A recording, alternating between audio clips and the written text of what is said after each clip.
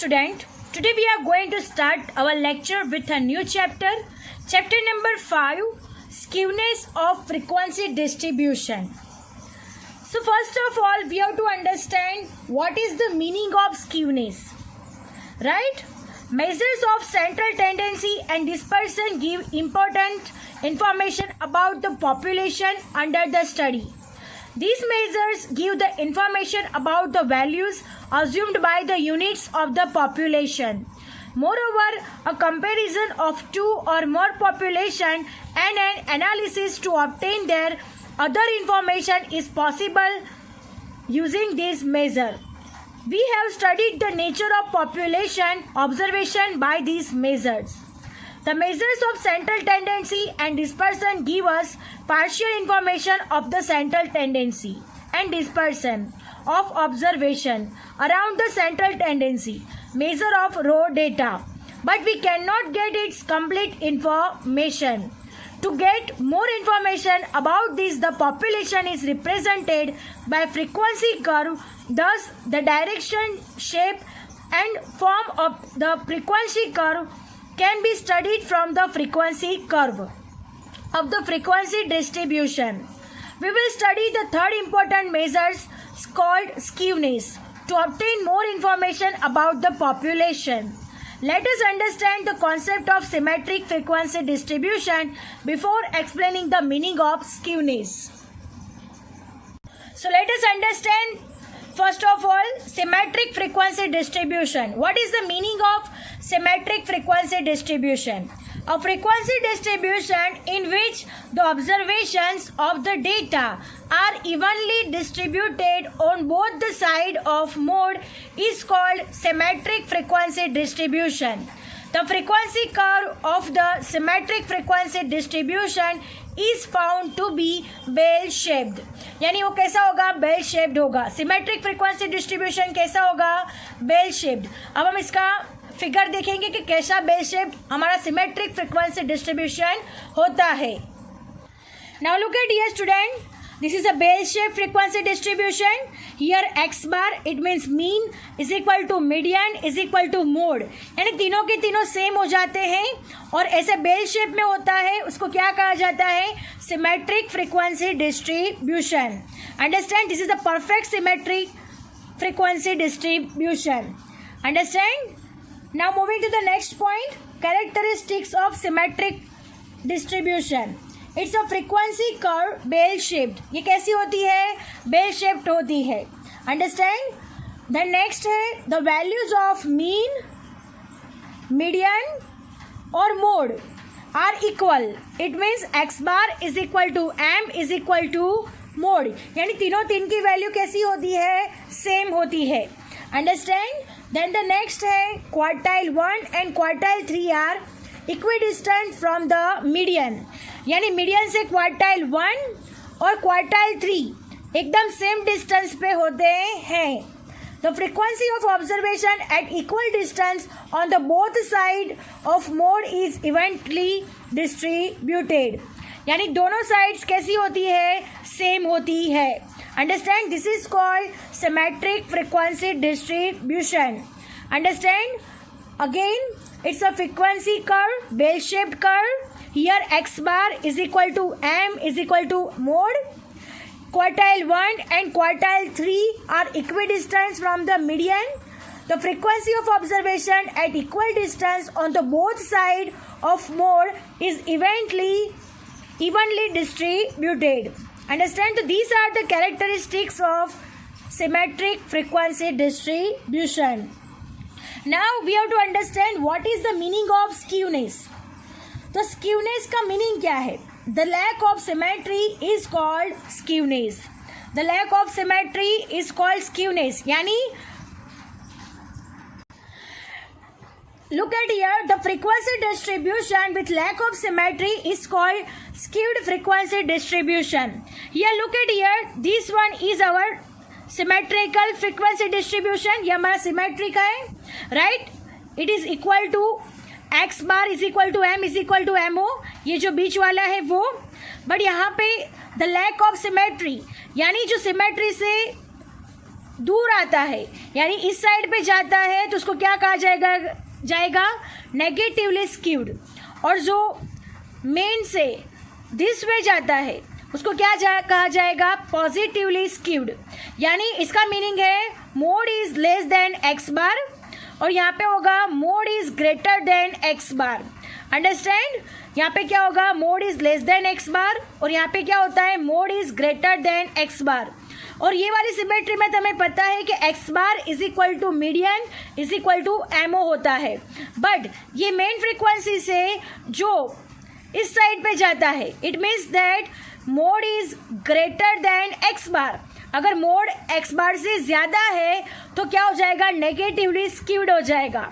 और नेक्स्ट इधर साइड हम देख सकते हैं कि mode is less than x bar यानी एक्स बार से अगर मोड कम है दिस टाइप तो उसको क्या कहा जाएगा positively skewed.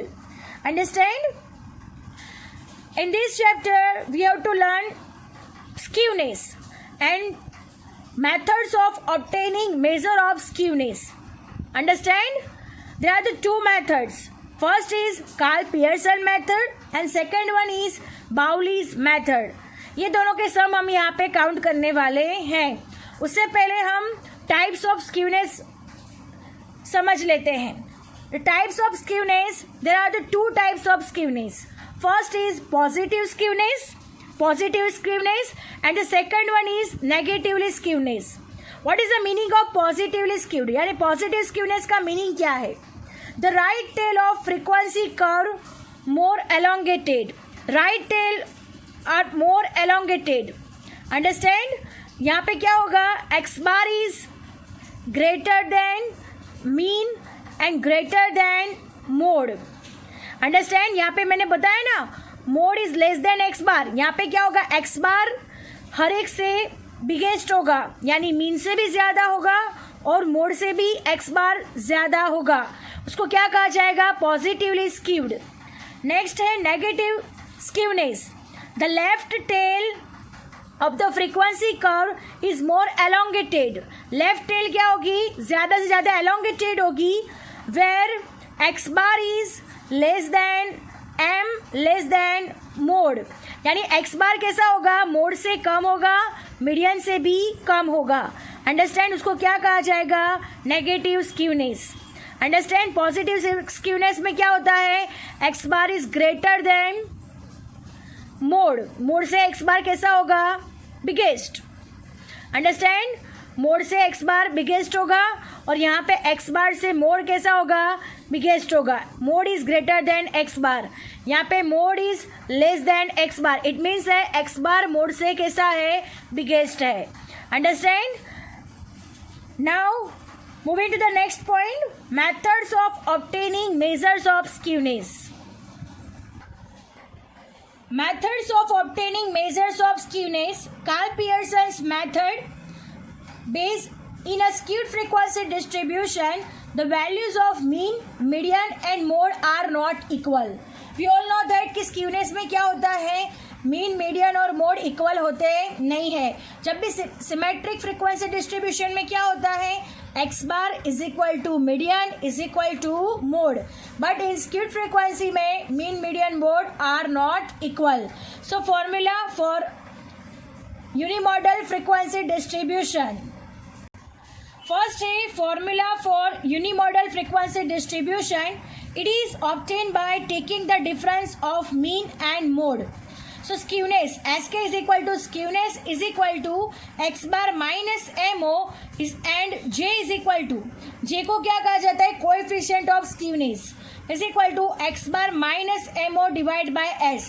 S means standard deviation where 1 is less than or equal to j less than or equal to 1, where x bar is equal to mean, mo is equal to mode, s is equal to standard deviation. Understand, हमको आज सिर्फ ये सारे formulas लिखने हैं और याद रखने हैं। जब हम सम काउंट करेंगे तब अच्छे से समझेंगे कि किसको कैसे अप्लाई करना है।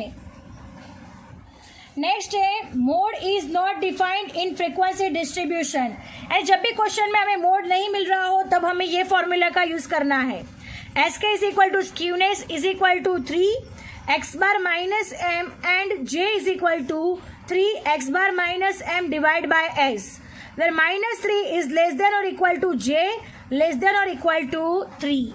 Understand? This is the formula for Karl Pearson method. Both formula. Understand? ये कौन सा मेथड कैसे अप्लाई करना है, कौन सा फॉर्मूला कैसे अप्लाई करना है, वो हम जब सम स्टार्ट करेंगे तब अच्छे से समझेंगे. Understand? Now moving to the next method, Bowley's method. Now moving to the Bowley's method, based in a skewed frequency distribution, quartiles Q1 and Q3 are not equidistant from median. Right? ये skewness में होता है. अगर हम symmetric frequency सीख रहे हैं तो सिमेट्रिक फ्रीक्वेंसी में क्या होता है, तो quartiles Q1 and quartile Q3 are equidistant. वो किस में होता है? सिमेट्रिक फ्रीक्वेंसी में होता है. बट जब भी सिमेट्री स्क्यूड होती है, अंडरस्टैंड, जब भी सिमेट्रिक हमारी स्क्यूड होती है तब Q1 and Q3 are not equidistant from the median M. So formula, it is obtained by taking the difference of distance of Q3 from median and median from Q. Distance से हमें इसको find किया जाता है. अब इसमें skewness का formula है SK is equal to Q3 minus M minus Q1. So हम इनमें से सॉल्व करेंगे तो क्या हो जाएगा, Q3 माइनस माइनस प्लस यानी Q1 हो जाएगा. Then M minus minus minus plus 2M हो जाएगा. Understand? So Q3 plus Q1 minus 2M. हमने इस ब्रैकेट को ओपन कर दिया है तो Q3 ये माइनस माइनस प्लस यानी plus Q1 minus minus plus M 2M और माइनस 2M आएगा. अब नेक्स्ट हम क्या करेंगे, कोएफिशिएंट ऑफ स्क्यूनेस यानी J. Coefficient of skewness J is equal to का फॉर्मूला है Q3 minus M minus Q divide by Q3 minus M minus Q1. यानी मीडियन और Q3 और Q1 से हमें बाउलीज की मेथड से स्क्यूनेस फाइंड करनी होगी.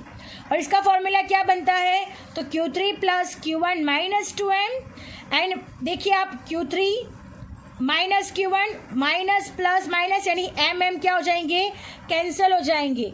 अंडरस्टैंड? M कैंसिल हो जाएगा तो हमारा फॉर्मूला क्या होगा, Q3 minus Q1. So minus 1 is less than और equal to J less than और equal to 1. Now moving to the next. Now look at here student, important formulas. Skewness किसे find की जाती है, तो कार्ल पियर्सन मेथड से SK is equal to x bar minus MO. Mode is undefined. जब भी mode मिलाता है तब हम x बार माइनस MO करते हैं और जब मोड नहीं मिल रहा होता तब हम ये फॉर्मूला का यूज करना है SK is equal to 3x bar minus M. Now Bowley's method का फॉर्मूला है for skewness is equal to Q3 minus M minus Q1. अब हम इन दोनों में से कोई भी एक फॉर्मूला का यूज कर सकते हैं. तो हम जब भी सम काउंट करेंगे तब ये फॉर्मूला का यूज करेंगे Q3 plus Q1 minus 2M. इसी का ही सॉल्यूशन है Q3 minus minus plus Q1 minus minus plus 2M यानी माइनस 2M हो जाएगा. माइनस M यानी प्लस हो जाएगा यानी M प्लस M 2M और दोनों की साइन माइनस है, that's why minus 2M. Understand? This is for the formula of skewness for Karl Pearson method and for Bowley's method. Now next, coefficient of skewness find करने का formula दोनों के लिए अलग है. Now look at here student, coefficient of skewness Karl Pearson method J is equal to x bar minus MO divided by S, where minus 1 less than equal to J less than or equal to 1. Mode is undefined. जब हमें mode नहीं मिलेगा तब हम ये formula का use करेंगे J is equal to 3x bar minus M divide by S, where minus 3 less than और equal to J less than और equal to 3. Bowley's method J is equal to Q3 minus M minus Q1 divided by Q3 minus M plus M minus Q1. J is equal to Q3 plus Q1 minus 2M divided by Q3 minus Q1. So minus 1 is less than or equal to J less than or equal to 1.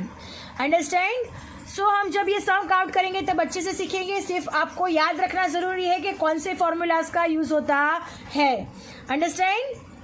Now, I hope you understand it very well. The concept of skewness, what is the meaning of skewness, positive skewness, negative skewness, and two methods find out skewness. First, Karl Pearson method, and the second one is Bowley's method.